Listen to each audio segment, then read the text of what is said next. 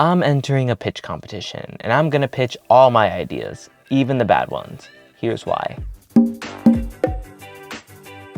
If you've never done a pitch competition before, you might be thinking of Shark Tank. You're not too far off. Instead of showing up on national television with our business idea, we're just submitting a 2-page document and submit a 1 to 2 minute video. At least for this round. Oh, and one more thing. Going on Shark Tank means that you're probably finding a way to scale, not asking for money for an untested business idea.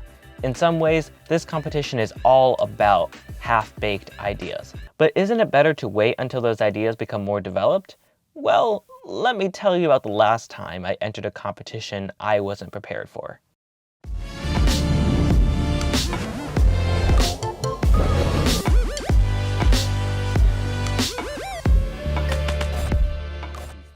I entered a competition for an opportunity to work with Casey Neistat. What we came up with is, why don't we do like an open call to the world where we reach out for designers and filmmakers or video editors, and because they're out there. Because they're out there. Yeah. And I hire them. 368 hires them to come work for us, freelance. We pay creators. What do we pay, $5,000, something like that? I don't know what the We pay creators financials are. to come do like a freelance week with us here in New York, and together, although not really together. In the moment, I had a lot of thoughts. Like the fact that I'm just some 20-year-old college student who didn't even have his own visual identity, and yet I'm entering a competition to help somebody else with their visual identity? Somehow I put those doubts aside. Did I win? Absolutely not. I'm 26 years old and I'm a videographer.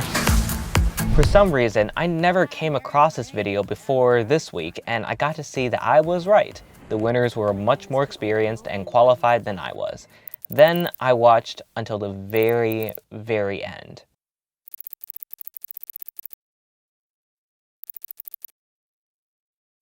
As woefully underqualified I was, I decided to at least throw my hat in the ring, because who knows, maybe there's a chance that I could have had this experience that these 3 lucky individuals had, and I would be doing myself a disservice by not going for it. I can prove it.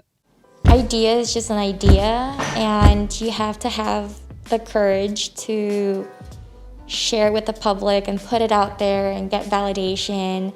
And it's okay if you fail, because that's how you learn from it. I've thought about this idea for a few years now, but it didn't really go anywhere because I didn't think my idea was good enough. And I know we're surrounded by a lot of really talented and highly motivated students here, and I thought my idea is not good enough compared to them. And David here really encouraged me to just go for it. And Lisa too, I forgot. And Mochi. And Mochi. And D-Wang brought up a really good point, how my opportunity cost would be $1,000. I was like, That's like $500 an hour that you're losing yes. for not showing up. Yeah, and so my Asian self just comes out and be like, yeah, you should just go for it. And many of the ideas I have in my head right now are really half-baked. Like, there's an entire other side of the equation that I really haven't considered for a lot of them. Imposter syndrome is absolutely at play here. You may think that your idea is half-baked, and you might be right, but it doesn't matter if you're right. It matters if you put your ideas out there so you can get something out of it. If you're lucky, you can get some good feedback from people that have the experience that you're looking for. If you're really lucky, maybe you can get some free money along the way. As I've said in that episode, there's no cure to imposter syndrome, but there's a treatment. In Quinn's case, it was surrounding herself with people like me that believed in her own abilities more than she did at the moment. And she sent it.